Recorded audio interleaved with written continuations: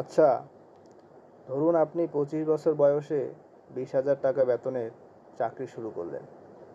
আপনি বিয়ে করলেন, আপনার সন্তান হলো। সব কিছু ঠিক চলছিল। কিন্তু হঠাৎ আপনার সন্তান 15 বছর বয়সে গুরুতর রোগে আক্রান্ত হলো এবং চিকিৎসার অভাবে আপনার সন্তান মারা গেল।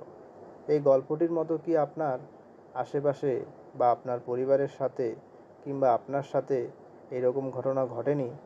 আপনি হয়তো ভাবছেন যে আমি তো টাকা ইনকাম করছি, কিন্তু কী এমন ঘটছে যে আমি আমার পরিবারের জন্য বা আমার জন্য চিকিৎসার টাকা জোগাড় করতে পারছি না।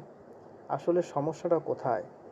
সমস্যাটা হচ্ছে আপনার কিছু ক্ষুদ্র পরিকল্পনা বা ক্ষুদ্র সঞ্চয়ের অভাব।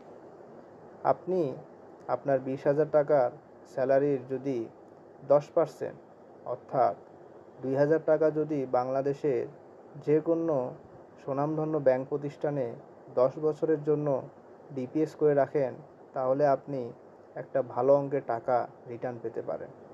যেমন বাংলাদেশের যে কোনো ব্যাংক যদি আপনাকে বাৎসরিক 7% হারে লভ্যাংশ দেয়, তাহলে আপনি 10 বছরে প্রায় 3.5 লাখ টাকা রিটার্ন পেতে পারেন।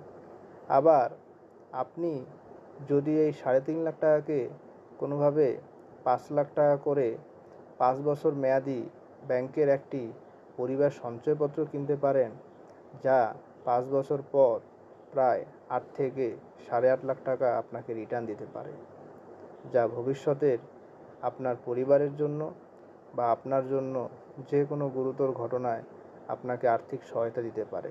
দেখলেন, ক্ষুদ্র একটি পরিকল্পনা আপনার জন্য আর্থিক আনন্দ বয়ে আনতে পারে।